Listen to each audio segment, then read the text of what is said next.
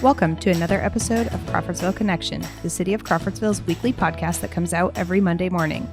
I'm your host, Sarah Summer, and I'm joined in the studio every week with Mayor Todd Barton to keep our community up to date on current events, city workings, and to hear from community members on a variety of topics. Thank you so much for joining us, and we hope you enjoyed the show. Welcome back to another episode of Crawfordsville Connection. I'm your host, Sarah Summer. And today I'm joined in the studio by Mayor Todd Barton. Hello. Hello. And with us, we have Brandy Allen. Hello. Hello. It's got to be a general update. We know what that means. Yes. General update. It feels like we were just here. We are recording a little early. A little early because of the holiday. But when you're hearing this, it's December. So that's here we crazy. Are. The season is upon us. Yes. Winter is here. And this year is quickly coming to an end. It is. Yeah. We're going to be in 2025 before we know it. It's hard to believe.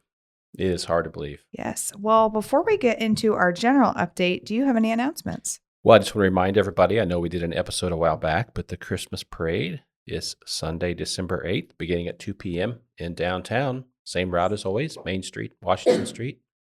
So come down, check it out. Yeah. It's going to be a good time. Yes, for sure. Songs of Christmas.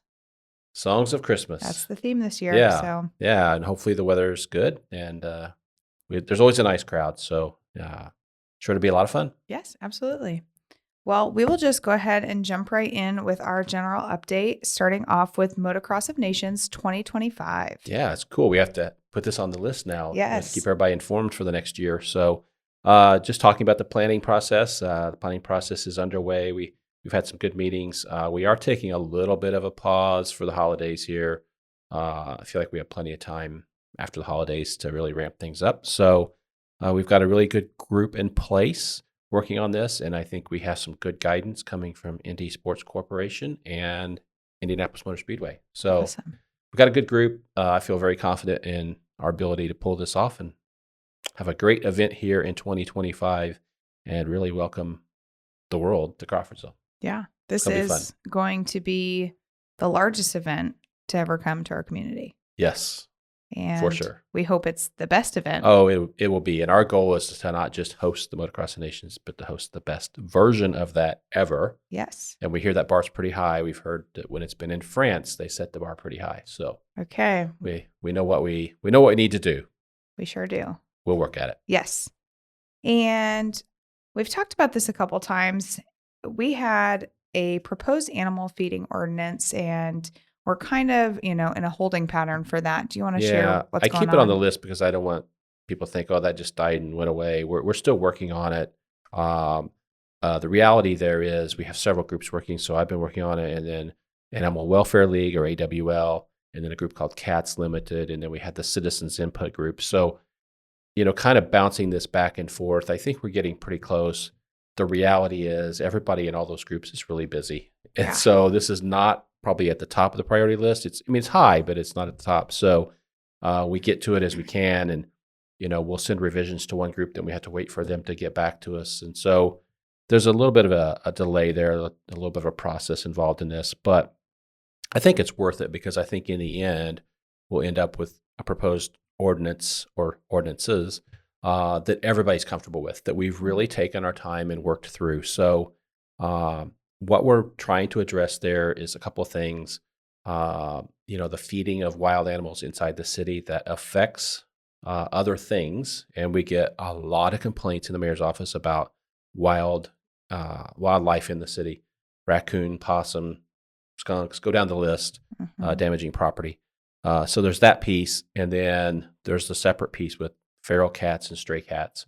And so that's where Cats Limited comes in and their expertise. So we're trying to create a program to address that as well. It's no secret we have a problem with that in Crawfordsville that we need to get ahead of here at some point. So I think with their input, we'll be there. I envision 2 different ordinances, and we should see that come back to the council after the first year. Okay. We're getting pretty close. Yes. And 2025 utility budgets, and those are different from our city budgets. Yeah. So we've talked about this for a while. Our city budget process is done. Those have been approved by the state. We have those approvals back. So January 1, we'll start our 2025 budgets. They came in really well this year. So everything's solid there. We do have to wrap up the process with our utility budgets. Those will be actually going to Board of Works here real soon. We'll get those approved, and then the council receives copies of those as well, so they'll have that information. But I don't think most people understand that utilities are not taxpayer funded. So those are totally user supported. So they have their own budget. So the cost of operating that utility, whether it's wastewater, stormwater, electric utility, whatever, is totally paid by the users, the customer, right? And so those have to support themselves, and you have the elaborate process you go through there to prove that. So those are done, and they'll be going through those final approvals. No surprises there. Everything's pretty straightforward. We know what it costs to operate each one of those utilities, and plug that in and make sure it all balances out, and that'll be wrapped up as well. Perfect.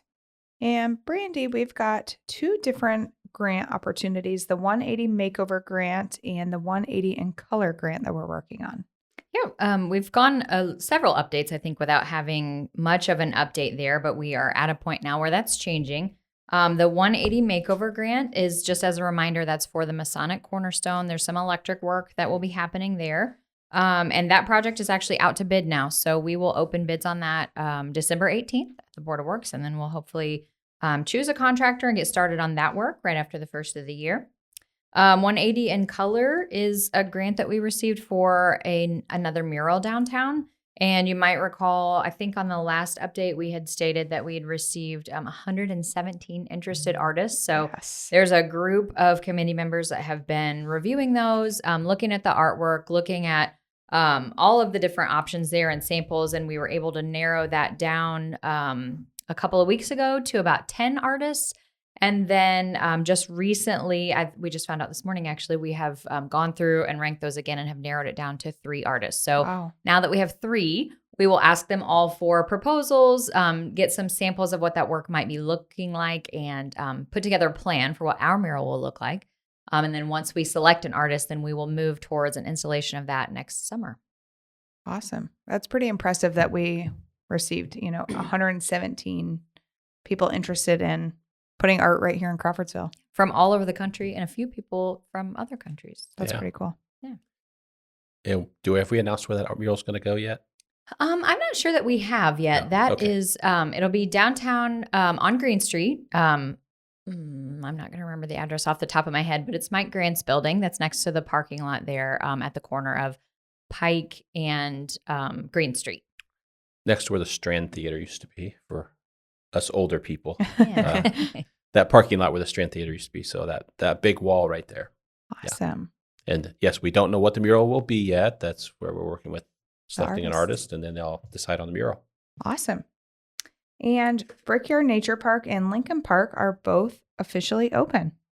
They are, yes. We can probably take it off the list after this time. Yeah, there was an afternoon a week or so ago that we went through late afternoon in the middle of November, and I think there were 11 cars in the parking lot at the nature park. So that's obviously been very popular. Yes. It's unfortunate that we couldn't get it open sooner in the year, or we'd have even more use, but I think everyone will be really excited to use that one for a full season next year. And then we also held the ribbon cutting on Lincoln Park. And that one's pretty much done to the majority of users. There's nothing that would impact the way that you use the park. We are just waiting on the signage. There was some delay in the fabrication of that. So there will be a larger sign that kind of honors the history of the Lincoln School there on that property, and really just provides the community a little more information about the history of that site. So that'll be great to get it up, but for now, don't let that stop you from using the park. It's all ready and has also gotten plenty of use. Yeah, we did a whole episode on those 2 parks a few episodes ago. So if you're looking for more details on what went into the planning and development of those parks, listen to that episode. And coming for 2025, we've got another park, and we've talked about this for a while now, Shorts Nature Park. Yeah, we keep it on the list just to let everybody know it's still out there, still going to happen. So now that we've wrapped up Brickyard and Lincoln and some of that, we'll start to work on the Shorts Nature Park, which again will be on the south side, basically 32 and 47, right along the Sugar Creek Trail, 47 acres. We're really excited about that park, and this winter we'll get started on the design aspect of that and move that forward. Absolutely. Yeah. And our wayfinding project, do we have any updates? We do actually. Things are still moving, even though you're not seeing it. We have received our final kind of approval from NDOT on the actual signs, their locations, their content, all of that. So that is all wrapped up. Now we work through more of the paperwork side of it. So we are looking to get our agreement finalized with NDOT, which just basically allows us to place signs in their right of way. And also little things like a pre-construction meeting to talk about just maintenance of traffic during the process and all of that. So we are getting there. I would anticipate if there's some mild days this winter that our installer will be able to start working on some of those signs, but it may be, spring, early summer before that gets wrapped up. But we hope that we're finally seeing the light at the end of the tunnel, although I'm going to knock on some wood here and I'd hate to jinx it. Right. Yeah, we really look forward to wrapping that up. And we definitely want it in place before the Motocross of Nations.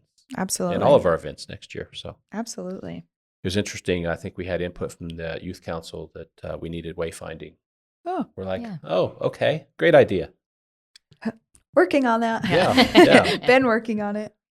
And new parks. They said we needed new parks. We're like, oh, okay. Yep. Yeah. We have a few of those too, right? Okay. Yeah. We obviously need to do a better job of communicating with our young people because they have no clue that those things are happening. Right. So yeah, we're going to get on some reels, TikToks, right? We aren't. Maybe you are, Sarah. Okay. I'm not sure I'm supposed to be on TikTok or anything. You never know. You never know. You never know. Well, we've got a city street inventory. We're looking at some new technology for rating those streets and determining what roads should be improved on when. Yeah, we've talked about that a little bit on the podcast already on some of these updates, but this is basically a program it's AI that will allow us to more efficiently evaluate our roads. We do this every 2 years anyway. But this will allow us to do it much more often. I think we'll be able to do it once a month because it goes from taking a couple of people 2 to 3 weeks to taking one person, maybe a day or two to complete. Awesome. So we'll be able to get a lot of information, collect a lot of information on our roads, signs, fire hydrants. There's all kinds of different things in that public right of way that we can evaluate and track and just make sure that we're watching conditions when signs are getting blocked or stickered or painted or, whatever it may be. We instantly are aware of that and can establish work orders to get those things corrected. And it may open up some other things for us as well, but we were able to train on that last week. And I think the guys have already gone out and done their first run. So we should start to see that data back pretty soon. Great. Yeah, it's not subjective. So it's the computer grading the street, you know, giving us a score for each street. And every section of street in the city has a score, if you will, a rating. And that's how decisions are made about what's going to get fixed, what's going to get, paved and all that kind of stuff. That's great. If you see a street department truck out with a phone mounted to the top of it, that's what it is. They will be blurring out any people, faces, pets, things like that, so that we can use the software without having that information. But we're excited about it. It's going to be really cool to look at, like right now versus spring. Mm-hmm. How does it change after the winter and stuff? Okay. 231, there has been an NDOT project that started and then has wrapped up for now, I guess we can put it. Yes. So the project manager told us that they would give us an update once they had all the utilities out of the way. That was the issue. There were, in the middle of the construction, they stumbled upon some utilities that were not aware that were in the way. And there was not time to complete that and get everything taken care of to finish the project before winter. So they're actually working on the utility relocations now. I haven't heard back from the project manager, but we did sit through a presentation from NDOT the other day, and we were informed that they anticipate that utility work happening through the winter, and then the project will restart in April and hope to wrap up in September of next year. So we need everyone to cross all your fingers and toes that schedule September, sticks. that's scary. Yes. First week of October is Motocross of Nations. Yeah, remember that big event we just talked about. And this is 231 from downtown all the way out to the interstate. Yeah. Yeah. And we know, we hear from people in the Northridge neighborhood, they're impacted by this more than anybody else in the city. Right. So we understand that, and we've been communicating that with NDOT as well. Okay. And Purple Heart Parkway Extension, we are having a ribbon cutting ceremony on Friday, December 6th at 3 p.m. Yes, that project is wrapping up. It won't be completely finished, but enough that we can open up the road. Again, December 6th at 3 p.m. Anyone's welcome. There'll be city and county officials there and plenty others.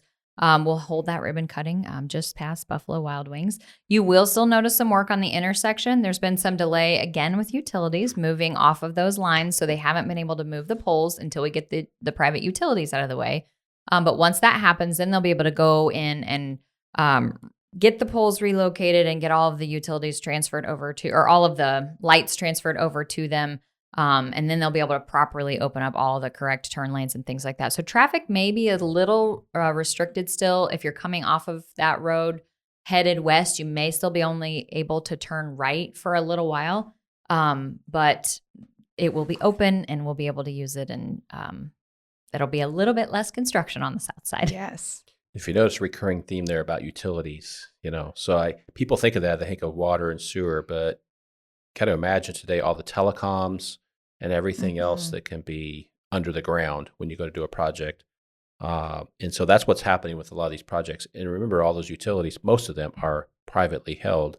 So you have to coordinate, them getting in there and moving their stuff. And where's their stuff actually located? And I know we've heard NDOT talk about this. The telecom piece is the most complex because in Indiana, in a rush to get fiber and connectivity throughout the state, they kind of relaxed, I feel like. They relaxed all the requirements on them, so they just put their stuff everywhere. And now you go to do projects, and there's literally stuff in the way no matter what you do. Right. And so it's gotten very complicated, and that's why it's slowing down our projects, ours and NDOT's. Yeah. That's unfortunate, isn't it? It is unfortunate, and it's things you don't think about, at the time, like, hey, let's get the state wired, let's get connectivity. But, you've got, how many telecoms serve our community? Quite a few. Right. You have a lot of options if you want internet, right? Yep. And so they all have their own infrastructure in place. It's just compounded these projects and made it more and more complex. And it's difficult. There's not a lot of regulations that require them to move them quickly. And so unfortunately, they can have a serious impact on the timeline of projects that are completely out of our control.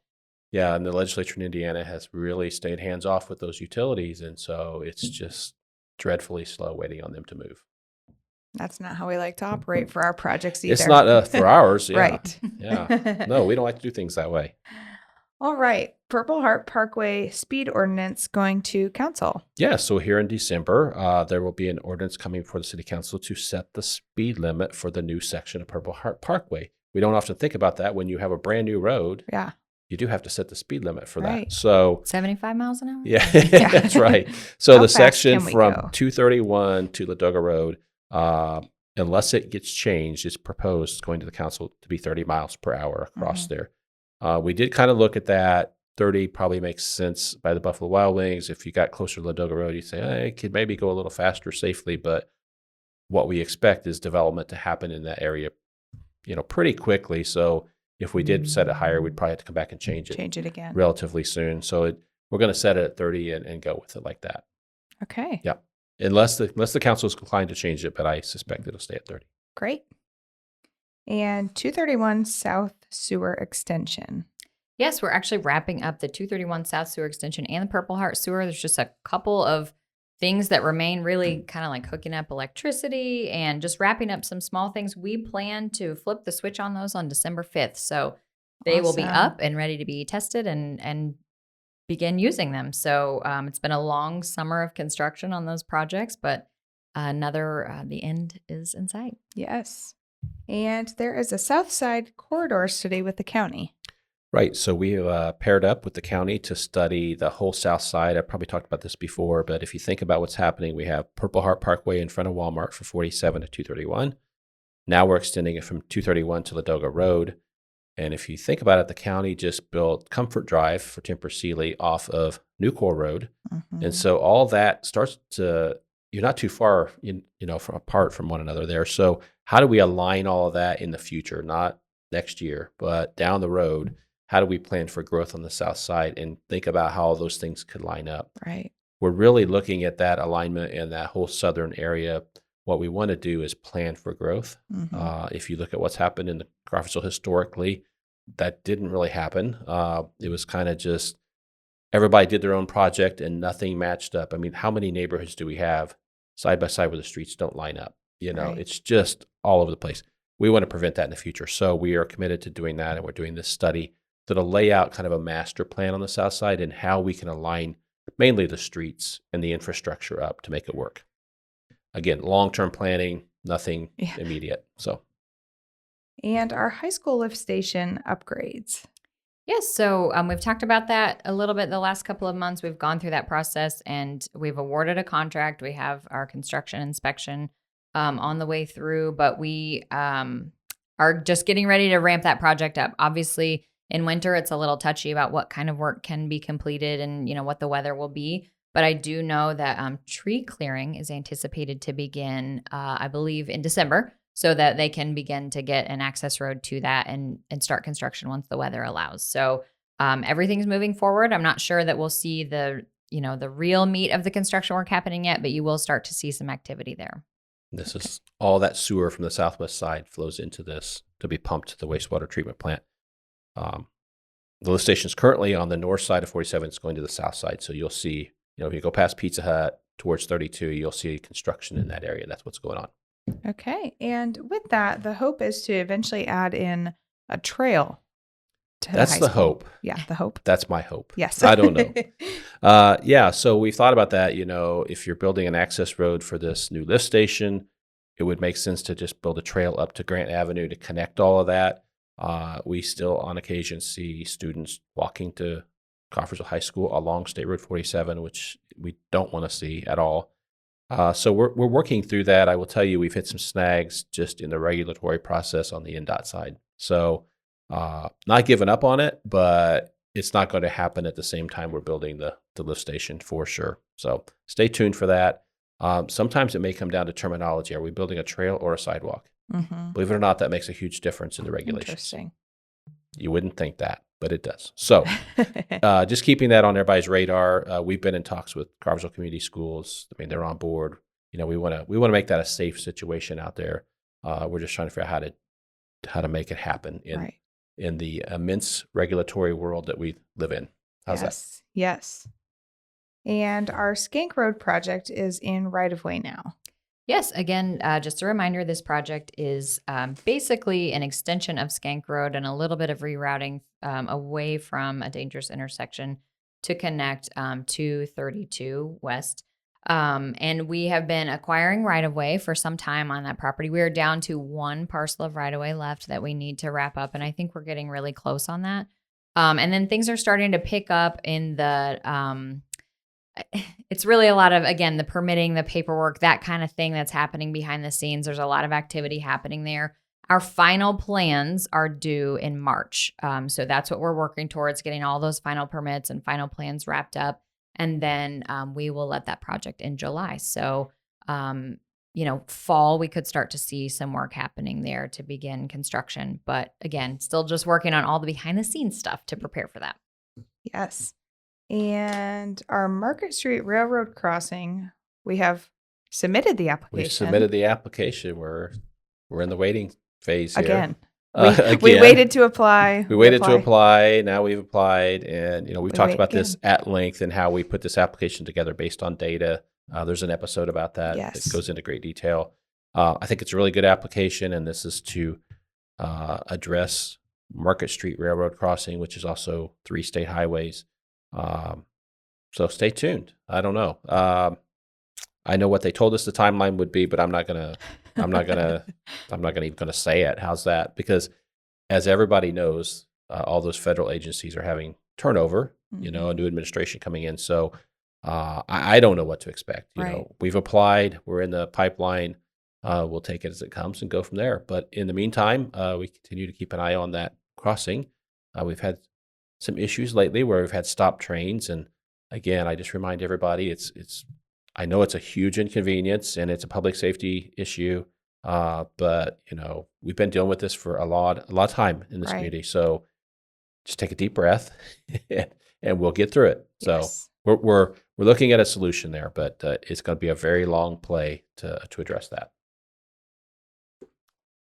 And in 2025, we are planning to roll out a sidewalk program. It's kind of been in the works for kind of a while. We got it more narrowed down this year, but hope to roll it out for 2025. Yeah, I think we're getting there. We had to work through several different complicating factors there, but I think we're there now. And a lot of it's just been capacity. We're kind of busy doing a lot of other things. So what we want to do there is increase the incentive for property owners to replace their sidewalks. So we're putting more skin in the game on the city side to try to make that possible. And not only do we have a plan for that, I think we're really eyeing a long-term plan for that as well, to put aside a certain amount of money each year towards sidewalks. But make no mistake, what I'm not saying here is that the city's just going to come in and replace sidewalks. We're not saying that. It's still the property owner has to have some skin in the game too. Okay. So there's still going to be that element, but there'll be a much more incentive for property owners to do that moving forward, we hope. And so we'll see where it goes. But stay tuned. We hope to have that in place in 2025. Okay. And Shelley Drain, what is our status for this project? Yeah, again, we've been talking about this one for a little while on the podcast now, but we have approved our contract with the contractor. We have approved our contract with the inspector. We're right now in the middle of trying to coordinate a neighborhood meeting just to bring those neighbors up to speed about the work that will be happening, because it'll be slightly intrusive. But once we get the project completed, I think it'll make a huge difference for the East End. And again, a positive that we've discussed a few times, this project won't cost the residents anything. This is all being taken care of by those TIF funds in the area. So it's a better solution that they won't be assessed for. So that will be happening around 32 on the east side of town. So you'll probably notice some of that work starting to happen maybe this winter, but definitely in the spring. Okay. Be nice to take that off the list. Yes. It's been on there for forever. And the Hamilton Street drainage work. Yeah, so it's not an accident. This is next to Shelley. This is kind of tied to the Shelley Drain issue. This is a ditch, if you will, that feeds into Shelley Drain.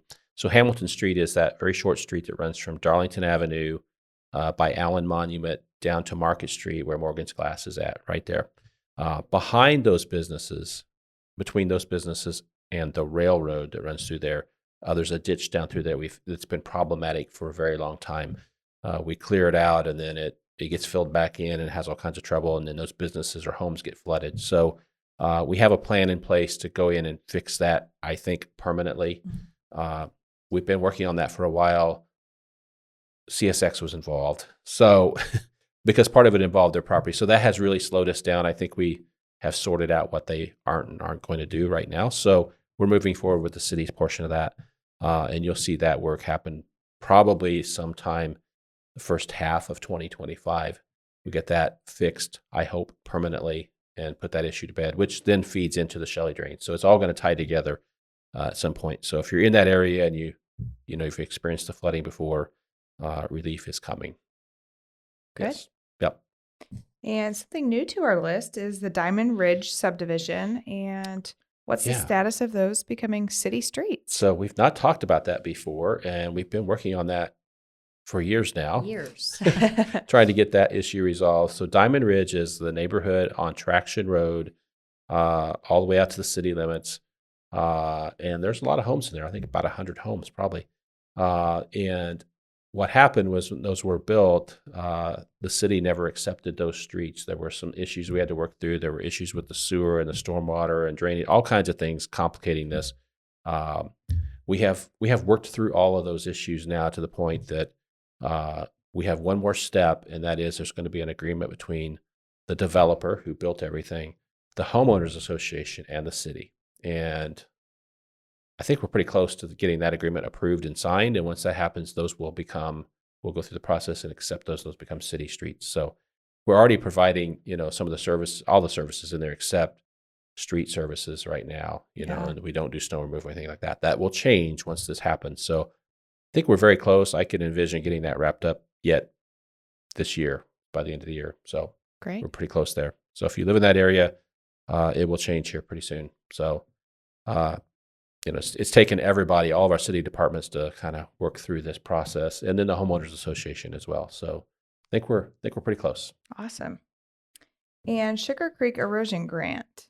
We've talked about this in great detail too. We have wrapped up phase 1. We're just working through the last reimbursement requests and closeout documentation. This is a grant that we received that's a 75%, 75% federal funds, 25% local funds. So we are working through, all those are down. The homes are down. The properties have been reseeded. I was just by this morning.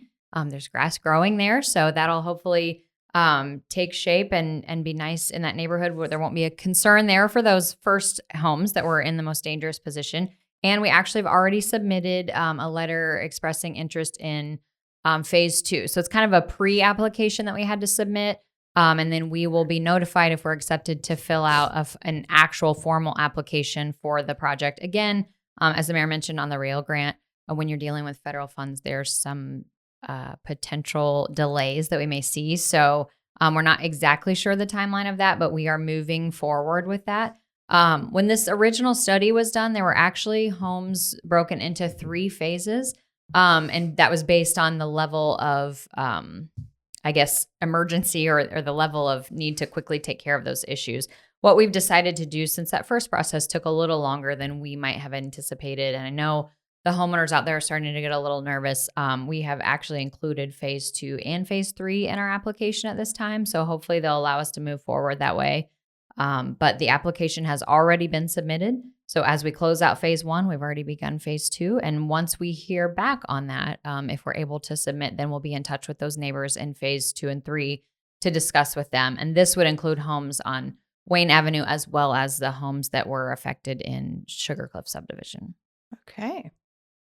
And speaking of housing, on the other end, we're looking at developing some homes in the Hawkview neighborhood. Yeah, it's full steam ahead out there if you've not been by. So I know, they've been putting in the utility infrastructure and getting ready for the streets, and they're working out just a few little details here and there. But I think we'll start to see model homes there before too long. And awesome.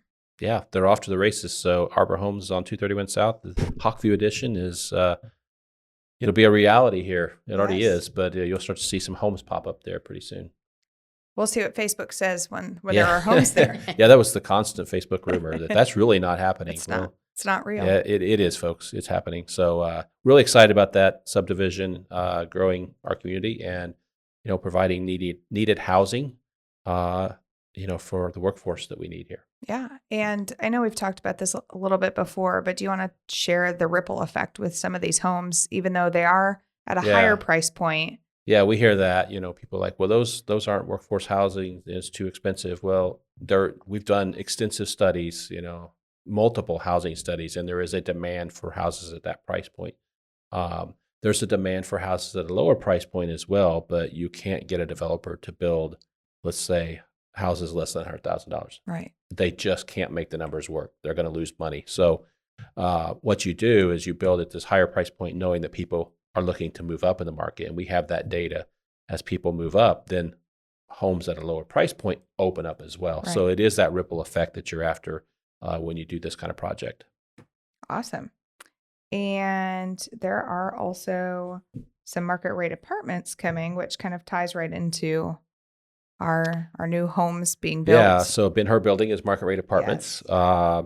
And then, there's other market rate apartments proposed on the south side. So we've not seen the formal plans for those, but I am told that that's coming soon. So adding a lot of apartment capacity, and again, market rate apartments. So not subsidized, but market rate. So, the ability to encourage those young professionals, or maybe somebody looking to downsize, give them the opportunity to live in this community that they don't have now. Right. Those are largely, we have some now, but not very much. So not enough to meet the demand. Again, backed up by the housing studies that we've done.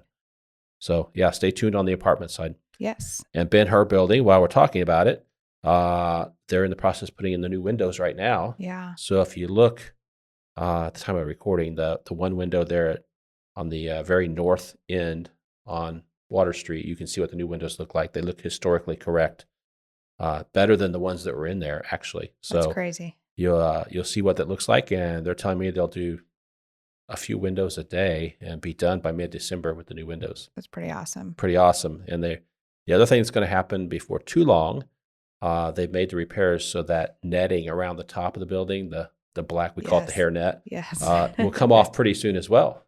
So that'll be a noticeable change in the building. But it looks really cool now when you go by and they have the scaffolding, the the pieces on the Yes, outside where they're doing the windows. We're there. It's happening, folks. It is. Yep. And for the people who don't know, Water Street will actually be the main entrance. That's kind of that big opening. Yeah, we would on love the to side have of the them come building. on and really detail this a little bit more. We need to work on that. But that will be the main entrance for the building off of Water Street. And that whole sidewalk there will get reconfigured. It will look nothing like what it looks right now. So if you're looking at it thinking that doesn't make sense, it will look very different when it's done. Yeah, it's been nice to see them working consistently out there. Oh, they're there. Yeah, they're there every day. So again, we're being told that this will be occupied, next spring. That's awesome. For sure. That's awesome. And we have entered into a Thrive housing program with the county. Right. So we're working on a project jointly with them. There's a program in the Terre Haute area through a group called Thrive West Central that tries to help bridge the gap to make smaller housing developments happen. So we talk about Arbor and Hawkview. That's a very large one, right? Mm-hmm. And so we're able to work that one to capture the tax increment to help with the infrastructure. But when you talk about 3 houses here or 6 houses there, those kind of things, it's much, much more difficult.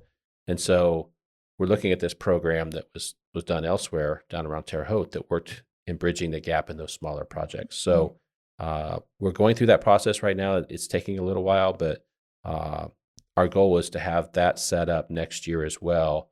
And from the county's perspective, they can encourage housing growth in those smaller, much smaller subdivisions. And I think from the city's perspective, it could help us with infill. Yeah. So an area where we have 3 or 4 lots, we already have a street, we have water, we have sewer, but the numbers don't work for a developer. How can we incentivize that to make the numbers work so that they'll come in and build new homes in that area? So that's what we're really after there. Stay tuned for that, but you'll start to hear more about it probably early next year. Okay. And have we had any updates or new, updates from our retail recruitment activities? I always say this ebbs and flows, comes and goes. Right now, there is a lot of interest and activity behind the scenes with retail. What actually comes of it, we'll have to wait and see. But again, I've always said we have to get Purple Heart done, and the interest rate question has to be kind of settled, and both those things are kind of happening. So there is a lot of interest. Just even today, I've been in emails back and forth with retailers and brokers and developers. So they won't all happen, but there's interest in our community. Right, so which is good. Stay tuned. The gaps analysis has been very important. We are updating that right now. That's a couple of years old already. So we're putting new data in there. But there's a lot happening on that front. I've said all along, you will see a big change in the retail landscape in Crawfordsville in the next few years. Yeah. And I still think that's true, but you just have to let it play out. And speaking of retail, right, we have Aldi is under construction. Everybody knows that. Yes, so it's official. They didn't really want to do a big formal press release, which is fine. But it's under construction. It's moving forward. It is I get questions sometimes, is this a smaller version? This is their standard prototype store. They're not a huge footprint by any means. So it's the standard store. And you drive by every day and check it out if you want. Yeah, there's a big gaping hole in the ground right now. Yeah, I know I've probably seen an estimated open date, and I don't remember what it was. I'm afraid to stick to it anyway. So just stay tuned. You can kind of see the progress there, but it'll definitely be open next year. Yeah. Yep. It's exciting stuff. And speaking of grocery and stores, the Dollar General on 136. Yeah, I put this on here. We've not talked about this, but it has stirred a lot of conversation in our community and a lot of conversation on social media. So I wanted to kind of clear this up so everybody understands where we're at with this. So Dollar General is building a new store on 136 East right in front of Cloverdale Heights. Okay. So they went through the process and they got several variances there that they needed to do that project. We were told as part of that process that this would be a market. It would have groceries and food. And I think that was part of the decision process for the Board of Zoning Appeals. I know it was part of the process for decision-making on behalf of like Cloverdale Heights, saying, yes, you can tie this into our property and everything like that. Somewhere along the lines, on the corporate side, that kind of, I don't know what happened. So they start building and they're not really building it for market, if you will, and for enhanced grocery options and fresh fruits and vegetables. We were kind of hearing that, didn't make sense, wasn't adding up. they actually reached out to us. Dollar General reached out directly and said, hey, we're sensing there's some confusion in the community. This is not going to have enhanced grocery or fresh fruits and vegetables. And we're like, whoa, wait a minute. So we're able to go back through the meeting and have a good discussion with them. I will say, full disclosure, Dollar General Corporate has been fantastic to work with. They have been super nice, super helpful. We've worked through that. So I'm here to tell you right now, we just had a conversation the other day, that store will have enhanced grocery and it will have fresh fruits and vegetables, period. Okay, so regardless of what you read on Facebook, that's the true story, all right? Yes. Yeah, was it in jeopardy at one point? It absolutely was, but they have come back and they've made it right, and they're going to offer that at that location. Will it technically be called a marketplace? I don't know. They have different names for their different types of stores, but I'm telling you, it will have fresh fruits and vegetables and enhanced grocery at that location, which is important. So hats off to them. They figured that out and made that right. And I was just by there a day or yesterday, I think it was. They were putting in the coolers for all that. They were out there working that day. Now, all that being said, I want to be very clear about this. They're going to put that in there, but it has to be supported by the community if it's going to stay in there. Right. So if the community is saying we want that on the east side and then they don't support it, they did what they said they were going to do and you didn't support it. So it's going to be important that if we said we wanted that the community really supports that and patronizes them. So absolutely. They did ask for a little bit of understanding in the first few months that they're open. It takes a while, a new store, to kind of dial in that ordering. So, every store is different. And so is there more demand here for carrots versus lettuce? Right. They have to figure that out and what you need in a different store. But they've assured us that they'll work on it. So yes, you heard it here, folks. It will have enhanced grocery and fresh fruits and vegetables, and just literally had that confirmation from them a few days ago. Yeah. Awesome. Okay. That's what people have been asking for. They have been asking for. So please, if they're going to be there, please support them. Awesome. Our economic development activity, how are things going with that? Well, we kind of hit the holiday lull, I think, here a little bit. So we're still getting leads. Cheryl's been working some leads, but it has been a fantastic year. So, but I'm surprised we're still seeing some things come through. So, we're working alongside the county, and I'm confident there's some stuff in the pipeline. We're, again, just trying to be strategic in how we approach this, because we want to promote the diversity of our, industrial base in this community. And we have to think about workforce as part of the equation every single time. We have a lot of new jobs coming already and a lot of jobs open today. So we have to be very strategic in how we move through this. But, we've had great announcements this year. If you think back of all the announcements we made, and there's some things in the pipeline, but, we're not out there just chasing every lead out there possible right now. We can't, because we don't have the workforce to support it. Some of our updates, or some of our announcements we had were Weaver, Ira Whiskey, and Fairfield Inn. Do you have any updates on Penguin those? Random House. Yeah, Penguin Random. All those. So many. Yeah, they're all at various stages, and I think people get confused by that. Like, well, they announced this, and I don't see anything happening. But sometimes there's an approval process and permitting process you have to go through. Design, I know. Ira Whiskey's still working through the design process. Weaver Popcorn has broken ground. Yes. If you drive out by there, dirt's moving everywhere. If you drive by Penguin Random House, you're going to see a massive amount of dirt moving there. If you go out, outside the city, but you go out Newcore Road, you see cranes and everything moving out there. So they're all at various stages. The only one that's really not started yet is the Fairfield Inn.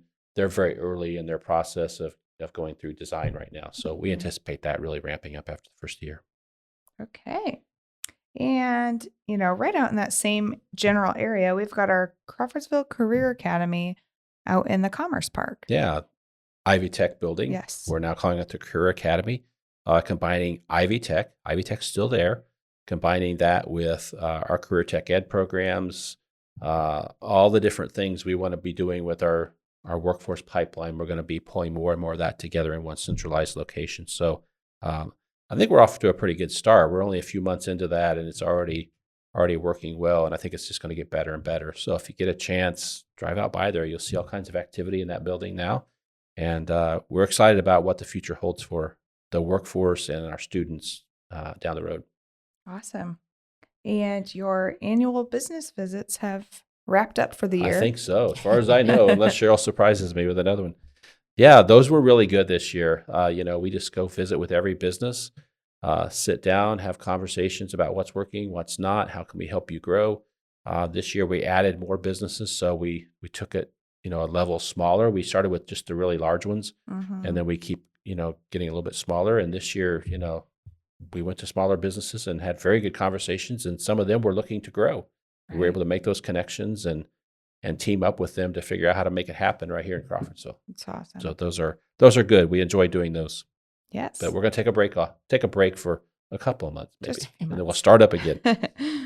And our Montgomery County Early Learning Center is under construction. It looks like they've got doors and windows in now. Yeah, the Community Foundation's been providing a lot of updates. And also, if you drive by, you can see the difference there. The playgrounds are in, the parking lot is in, and now they're starting to enclose the building and do some more. Well, they're closing in the building and doing a lot of work inside, just drywall and things like that. So that project is still on schedule.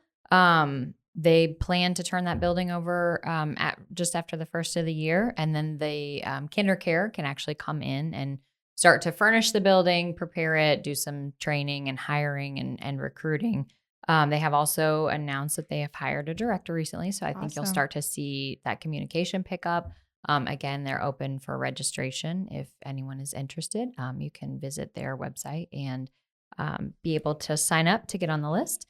And everything appears to be moving forward. So they're anticipating sometime between March and May that center will open for business. Great. And it's much needed. Yes. A really neat story. It's getting a lot of attention. There was just a group here week before last, from the federal side looking at this, like, what we've done in this community is really a good model for other communities, because we have city government, county government, state government, the community foundation, and then we have all these businesses and employers all coming together to make this happen, which is a really good way to do it, because none of us can do this alone. Right. And childcare, early learning is such a tricky issue to solve. So great model, great program.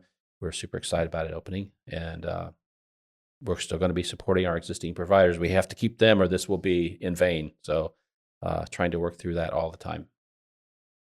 Awesome. And you kind of alluded to this a little bit, speaking with the younger generation in our community, we have the youth council starting back up. Yeah, we had this years ago, and then the pandemic happened and it just evaporated. It was gone. So we brought the youth council back. This time we're doing it a little bit differently, a lot differently, actually. We've hired a facilitator to come in who runs youth councils in other communities. I know one of them he does is Avon, very large school corporation. So he's kind of facilitating it for us, and then we're just supporting it. But it's giving the youth a chance to really think about the community and talk about what they want to see in the community and what they think the community should maybe look like in the future. So a lot of good input coming from them, and we'll see where that goes in the future. But there's some really talented young people in there, and it's from all three of our school corporations, so all three of our high schools. It's interesting, too. I think, obviously, they will learn from this process and gather something, but I think we will as well in participating with this group, because like Mayor Barton said earlier, there are so many things that they said that are important to them and they really want to see us work on that we're already doing, but they just aren't aware. So we've got to figure out how we really bring them in and communicate to them and make them not only feel heard, but allow them to hear kind of what's going on in the community and really tie them in so that they feel like they can get involved and take advantage of those things happening here, because it was interesting to hear everything that they're saying. I wanted to be like, yeah, it's coming, but maybe we'll just do it and then make them think it's their idea. Right. Yeah, we will learn a tremendous amount. And I think the thing that's always really kind of been eye-opening to me is they see it from such a different perspective, right?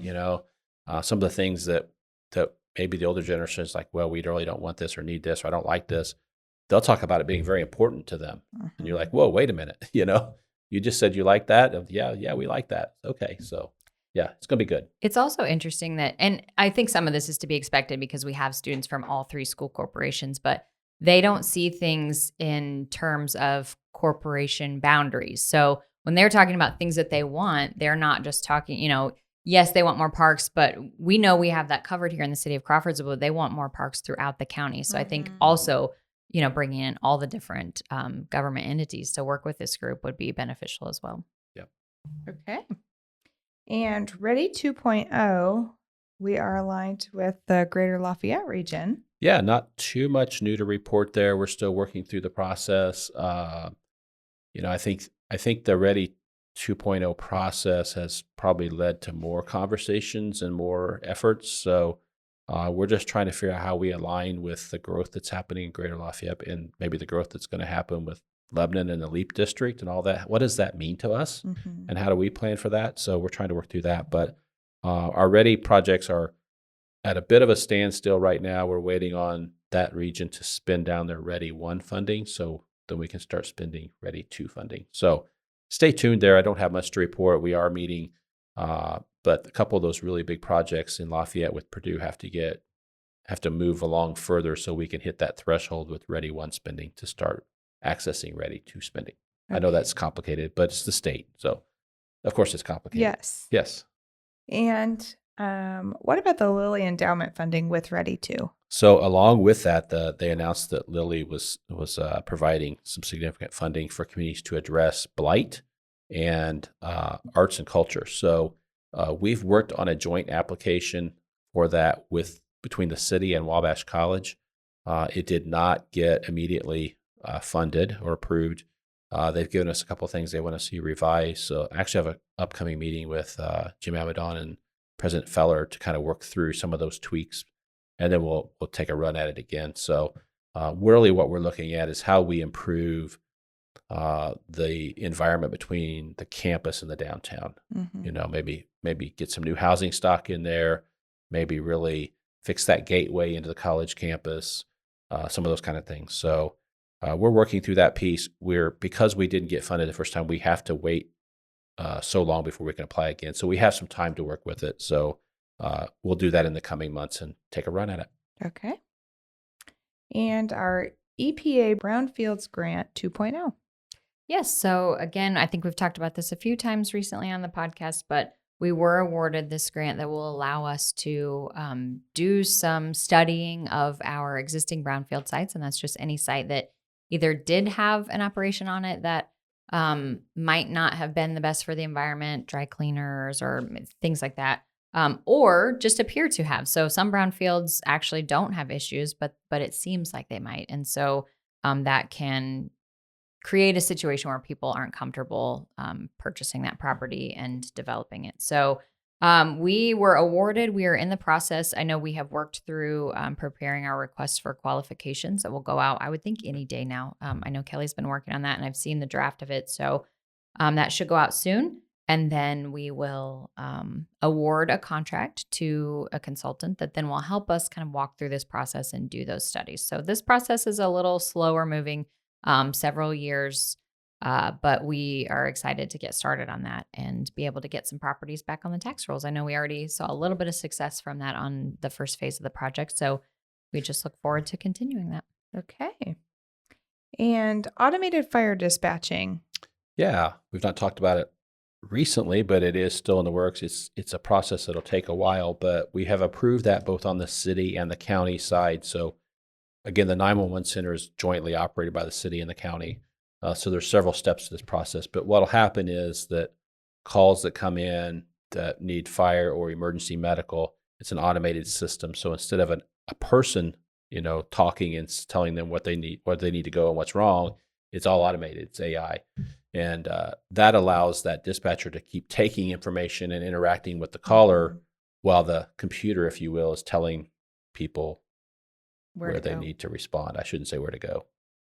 Tell them where to respond. How's that? So, it's works very well in other counties around us, very, very well. And we're excited to bring it here. There's just a lot of steps on the technology standpoint that have to be in place for it to work. So it's coming. It's in the works. I think by mid-year next year to be up and running here, but a lot of steps to get there. But both the city and the county have signed off on making it happen. So it should probably, my estimate is cut at least a minute, if not 2 or 3 minutes in some cases off of that time of getting help out the door, which is really what it's about, and improve accuracy. And, as a former responder, I will tell you, if you get the information the same way every time, it's so much easier for you to process instead of, the human factor where the location's first one time, the location's second the next time. You want it the same way every single time, and this will do that for us. Awesome.